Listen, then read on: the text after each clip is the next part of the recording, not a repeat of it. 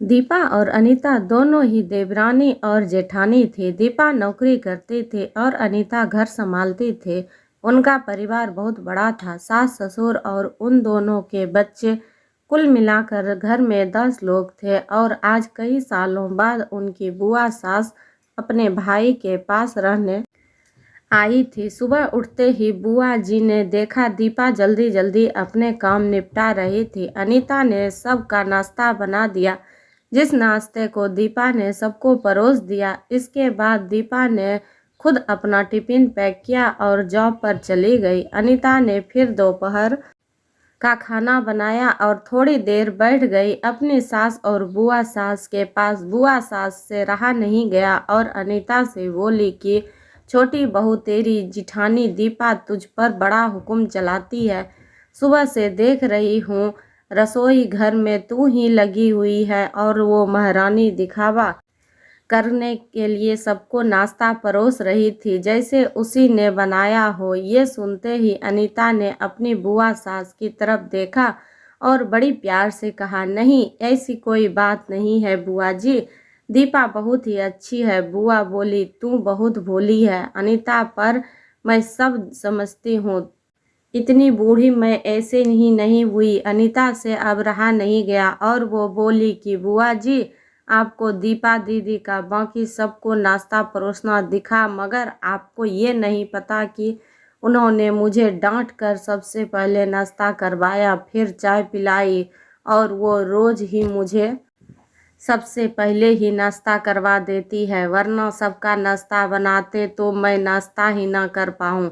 वो मेरा कितना ख्याल रखती है। 2 बहुएं दीदी सुबह जल्दी उठकर मंदिर की सफाई करके फूल सजा कर रखती है और वो मुझे खुद से 1 घंटा लेट उठने को कहती है, क्योंकि मुझे उठते ही नहाकर सीधा रसोई में ही जाना पड़ता है। शाम को ऑफिस से आते वक्त दीदी बाजार से सब्जियां भी लेकर आती है, क्योंकि हमारे हस्बैंड रात को लेट हो जाते हैं और दीपा दीदी ने सासू माँ को बाजार जाने के लिए मना किया है, क्योंकि माँ जी अब 60 साल से ऊपर हो चुकी है। कहीं बाजार जाते समय उन्हें तकलीफ ना हो जाए। वैसे भी उन्हें घुटनों की परेशानी है और जब माँ जी को घूमने का मन करता है तो दीपा दीदी छुट्टी करके खुद उनको घुमाने लेकर जाती है। और हाँ बुआ जी, दीपा दीदी रोज़ शाम को आकर खाना बनाने में मेरी खूब मदद करती है।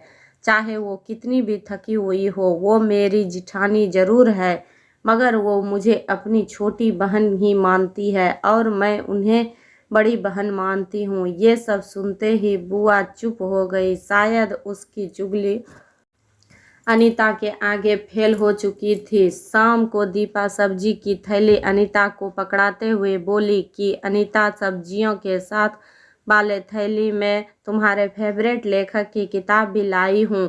ये सुनकर अनीता खुश हो गई और बोली, थैंक्स दीदी। अनीता सब्जी की थैली किचन में रखी और किताब रखने अपने कमरे में चली गई। तभी बुआ जी ने दीपा को आवाज़ दी, बड़ी बहू जरा यहाँ आना। दीपा बोली, जी बुआ जी। तभी बुआ बोली कि तुम इतनी मेहनत करके कमाती हो और ऐसे ही फालतू किताबें खरीद कर पैसे की बर्बादी कर रही हो, वो भी अपनी देवरानी के लिए। वो तो वैसे भी घर में करती ही क्या है, तुम दिन भर मेहनत करती हो और वो घर पर आराम करती है। इस बात पर दीपा मुस्कुराई और बोली, क्या बुआ जी आराम? और अनीता, उसे तो कह कह कर आराम करवाना पड़ता है। सुबह से बेचारी लगी ही रहती है किचन में। सबकी अलग अलग पसंद, मेरे और उसके मिला करके 4 बच्चों का टिफिन सबको ही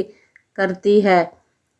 फिर भी उसके चेहरे पर हमेशा एक सुंदर सी मुस्कान ही रहती है। सुबह की चाय पीने का भी समय नहीं रहता उसे, और जब दोपहर बच्चे आते हैं फिर उनका खाना, उनकी पढ़ाई सब वही देखती है वो है। इसलिए मुझे बच्चों की चिंता भी नहीं रहती और मैं अपना पूरा ध्यान ऑफिस में लगा पाती हूँ। कुछ दिनों पहले ही प्रमोशन मिला है। मम्मी पापा की दवाई कब खत्म हुई और कब लाना है ये सब वो ही ध्यान रखती है। घर पर भी कभी कौन सा रिश्तेदार आता है उनकी सेवा भी कहीं वही करती है। और बुआ जी घर पर रहकर घर और बच्चे संभालना कोई छोटी बात नहीं। मेहमानों की भी आवागत अनीता बिना किसी शिकायत के करती है। उसे तो बस पढ़ने का ही शौक है, फिर क्या है। मैं अपनी छोटी बहन की छोटी सी इच्छा भी पूरी नहीं करूंगी। अगर उसकी इच्छा मैं पूरी नहीं करूंगी तो कौन करेगा। अब तो बुआ की पूरी तरह से ही बोलती बंद हो चुकी थी। फिर दीपा भी अपने कमरे में चली गई। ये सारी बातें दीपा के सास पीछे खड़ी हुई सुन रही थी। वो बुआ के पास आकर बोली कि जीजी, ये दोनों देवरानी जेठानी जरूर है, मगर इनका प्रेम दो सगी बहनों से भी ज़्यादा बढ़कर है।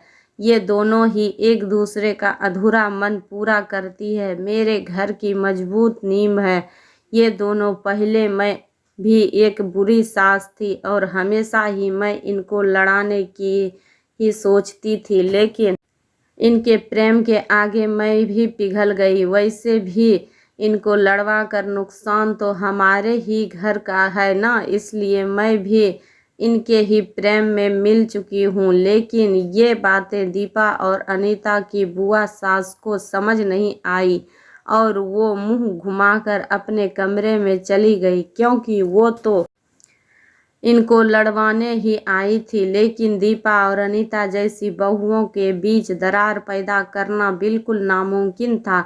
और दोस्तों, अगर दीपा अनीता जैसी बहू बेटी हर घर में हो तो उनके प्यारे घर को बड़ी से बड़ी ताकत भी नर्क नहीं बना सकती। वाकई में ऐसी बहुएं हर घर में हो तो हर एक घर स्वर्ग बन सकता है। आप इस कहानी के बारे में क्या कहेंगे दोस्तों, दो बहुएं और चालाक बुआ सास।